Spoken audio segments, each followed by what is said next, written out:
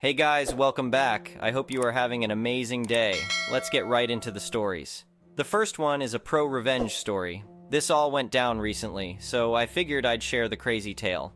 For obvious reasons, I didn't want to spill the beans while everything was still unfolding. Last year, I purchased a mobile home and decided to rent it out. The place needed some TLC, so I advertised 2 months of free rent for anyone willing to install new carpets in the living room, hook up the water heater, and put in a toilet. I found this young couple, Jaden and Mia, who had just had a baby. They were game for the deal.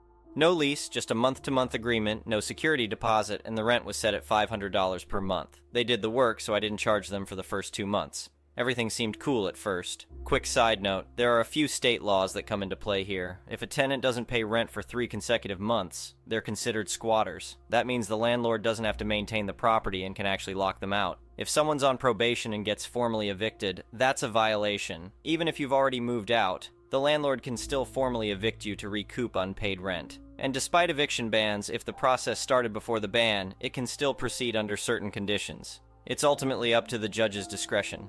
Fast forward 6 months and Jaden and Mia hadn't paid a dime in rent. Yeah, they had a newborn and were young and broke, but Jaden managed to shell out $1,500 for a new engine for his project car. They could afford to eat out and buy electronics, but not pay rent. After that third missed month, I didn't take any action. Winter was coming and I hadn't installed the furnace I'd promised. If it weren't for the baby, I would have locked them out. They were bragging about their tax refund, so I gave them a chance to catch up, but they basically said they knew their rights and were on a rent strike. Illegally, as you'll see. COVID hit, and Jaden got laid off, so I cut them some slack. When he went back to work, I asked for the back rent again, but they told me to buzz off. I had enough. I gave them 14 days to vacate or face a formal eviction, which Jaden knew could mean jail time since he was on probation. I was honestly trying to avoid an eviction on their record and keep Jaden out of jail. I wanted to be civil about it, but when they finally left, I discovered they had taken everything they had installed, the stuff they got free rent for. I was livid and filed for a formal eviction. It didn't go as they had hoped. They claimed I hadn't provided heat, so they were on a rent strike. Except they didn't file that with the court or set aside the unpaid rent. They just stopped paying. The judge agreed that what they had installed was worth less than the rent they owed. And the kicker? When Jaden started trashing my character, I mentioned, well, you didn't tell me you were going to be on probation when you rented the place. The judge, who had been zoning out, perked up at that. He asked if it was true, and when they confirmed it, he was ready to make his ruling. I was awarded 15 months of back rent at $500 per month, plus $2,000 in damages for how they had removed the installations and wrecked the place. As for Jaden, the judge had no choice but to report the eviction to his probation officer. Fast forward to this month. Jaden's probation was violated, and he was arrested.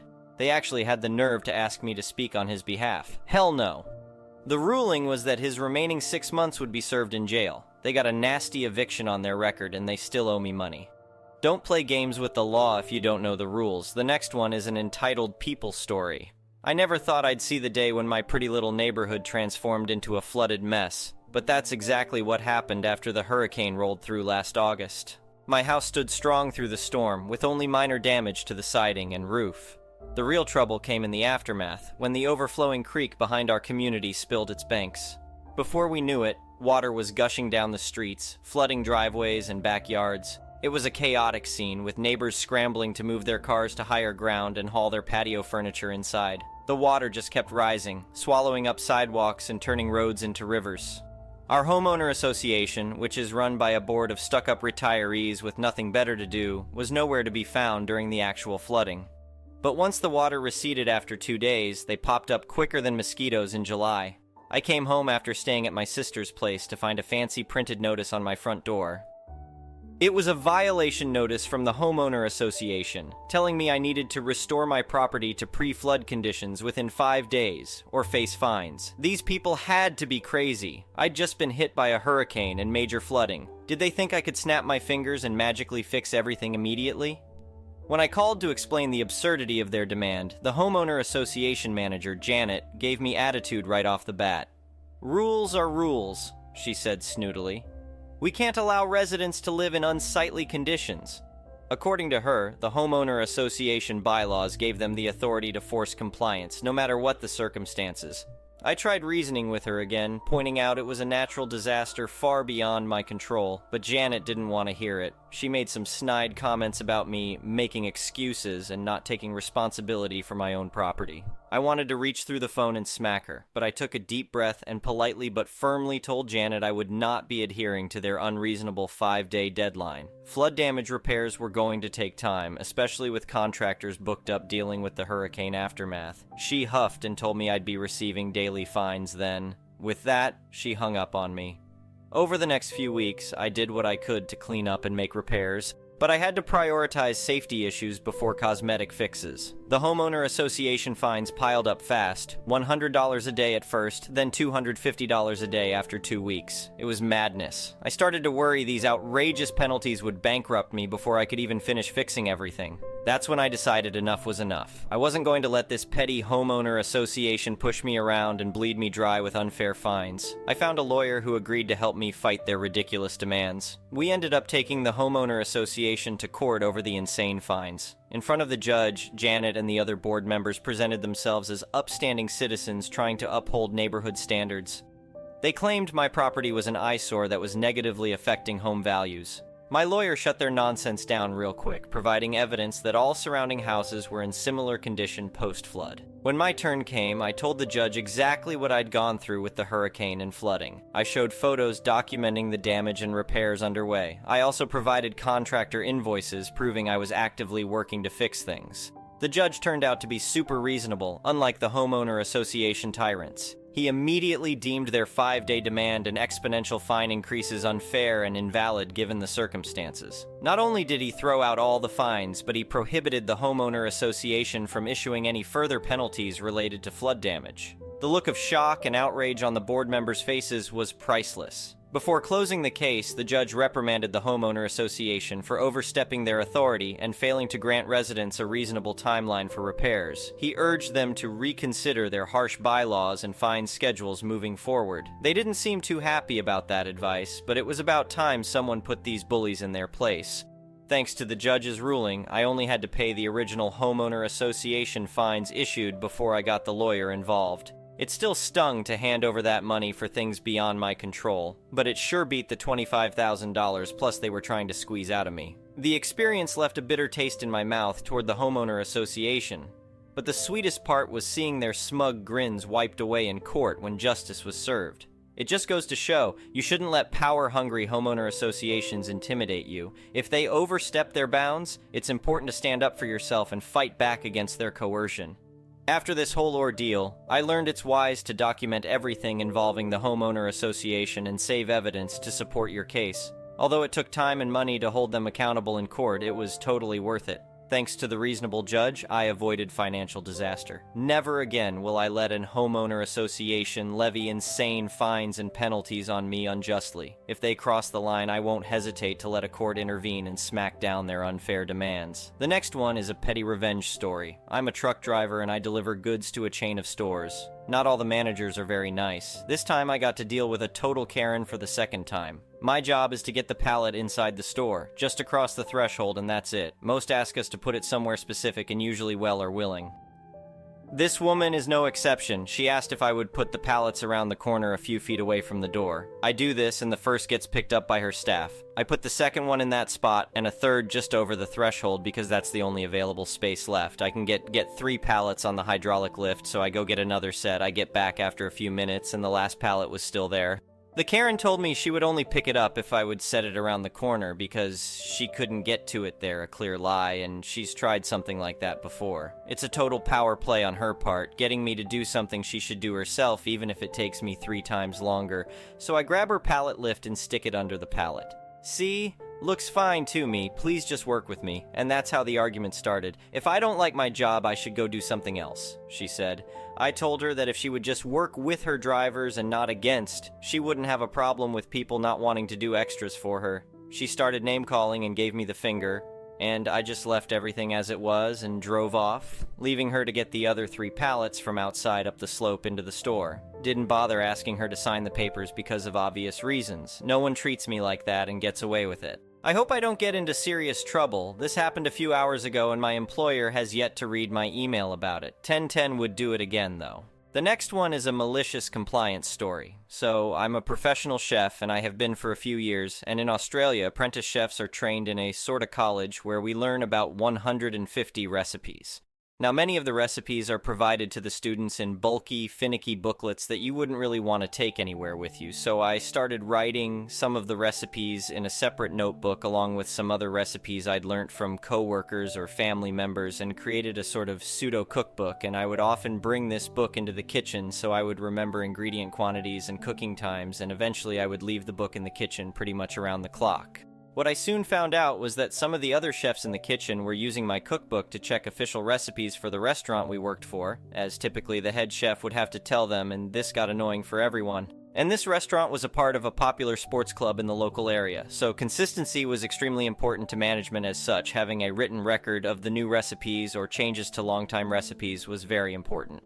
As it turned out, management had stopped making changes to the official club recipe book a few months before I even started, so my book became the de facto official recipe book. For a while, this was no issue to me, and I kept adding new recipes to it throughout the next few years. However, after my third year working there, I finished my studies and became fully qualified as a chef, so I suddenly became more expensive to keep on as a staff member, and as such, management started looking for any reason to replace me with a new apprentice. Eventually, they found someone to replace me and gave a half-assed reason for firing me and told me to take all my things and leave as I could no longer offer what they were looking for. So I took everything I owned and left, including the notebook with all the club's recipes. For a few days, not a whole lot happened, but slowly the club's reviews started complaining about bland food, dry cakes, inconsistent classic recipes, and every other food-related thing you could think of. At one point, there was 50 negative reviews in a single day, which for our town was a massive amount of negative reviews in one day. It felt pretty damn good since I felt they deserved it and left me unemployed on short notice. However, I was quickly offered a new job by a smaller restaurant whose owner knew me from the sports club kitchen.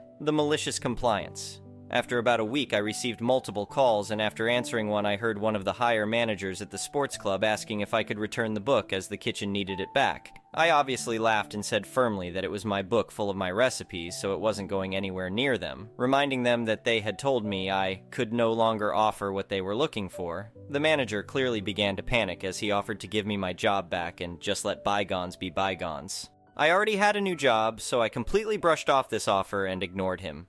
I hung up pretty soon after that.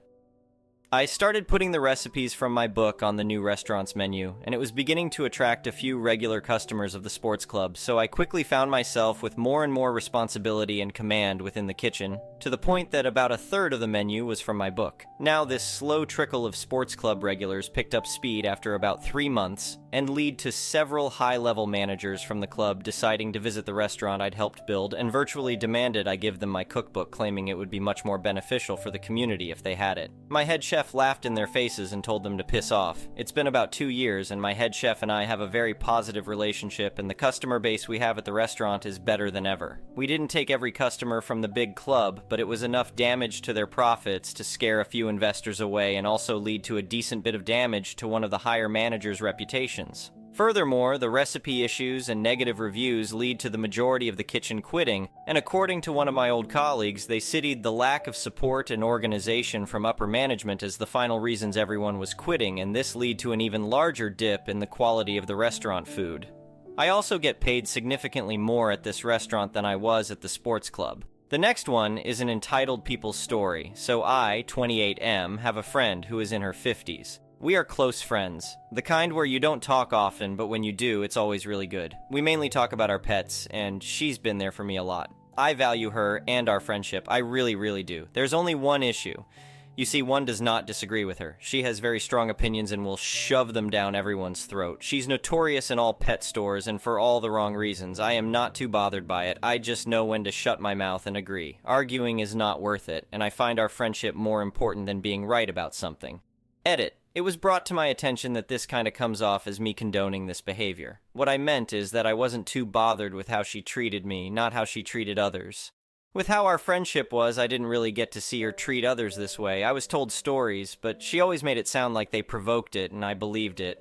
That's why it didn't bother me. Only when writing this post I started to connect the dots. And as I mentioned in my other edit, I sometimes struggle with knowing what is normal or not. I now know this is not normal. It has never been a problem. until now. When I brought up wanting a Doberman, she was rather judgmental, saying that I am too insecure to raise a dog and that a dog wouldn't solve my mental problems. I found her assumptions hurtful and untrue, even if she probably meant well. Obviously, a dog won't make my mental illness go away, but I think taking care of a dog and having a companion has been helpful for a lot of people, especially with mental illness. It just so happens that a Doberman is exactly what I want, as they fit my lifestyle. I am also not as spineless or insecure as she made me out to be. It's just that I don't argue with her because I know she would end our whole friendship over me not agreeing on something. I don't waste my energy on an argument that won't lead anywhere. So I just didn't mention it again, and I wasn't super upset. I just decided not to talk to her about it. A few weeks later, I sent a video of a puppy I have my eyes on. I hoped that maybe she'd be happy for me now. Somehow I thought she would be. Instead, she sent me a voice message demanding I tell her which exact reasons I have to get a Doberman. It made me feel like I had to justify my decision to her, like I need her permission. Me having this dog won't affect her, so I find this weird and honestly kind of entitled. Also, I knew she'd just disagree with all my reasons, so I politely said that I know she doesn't think that I am the right person for this, but that I disagree and I have done a lot of research, which I definitely have. I have considered this for literal years, although I didn't talk to her about that until I previously mentioned the dog. I just didn't see a reason to, and I still don't. Like I said, it doesn't affect her, and it's not like we talk a lot, nor do we talk about everything. I told her she has nothing to worry about, and that the decision wasn't impulsive. She was immediately upset. She said I was very defensive, even though I acted calm and polite. However, I simply didn't agree and I didn't want to justify my decision. This is probably the first time I said no to her. She started going off about how dangerous this dog is, that it's not the right breed for me, that she knows a lot more about this than me, and that I should be able to explain why I want one, especially to her. Now, she does know a lot about animals, but judging by what she said about the breed, she doesn't know as much as she claims. They were very outdated views, and some of the facts were just wrong. She said that I only want this dog to have as a shield, and that I am going to end up with a weapon I can't control, etc. I said multiple times that I understand and respect her opinion, and that I was sorry for upsetting her, but that I don't agree and didn't like her initial question. According to her, I turned her into someone she's not, and I was extremely defensive. Again, I was very calm and never accusatory, while she sent me long voice messages in which she was yelling and crying. It seems everything I said just made her more angry. She ended by saying I've insulted her and that I should know what that feels like. I said I was sorry about that and that I hope we can talk about this when we're both calm. I am extremely confused about what I did wrong, and I am honestly kind of angry because I feel like she's simply mad at me for not agreeing with her. She knows as well as I do that I will put all of my time and energy into this dog, that I am someone who will make well-informed decisions and won't hesitate to ask a professional dog trainer for guidance. And even if we are close, we are not so close that I need to involve her into a decision like this, but it seems she thinks I can't do this without her approval. Anyway, I haven't heard from her since, and I suspect she expects me to apologize. I'm not sure what to do, except wait until she calms down, and then starts talking to me again like nothing happened. I might have to rethink this friendship. Thank you for watching. I would really appreciate it if you could like the video and subscribe to our channel if you haven't already. We'll see you again tomorrow.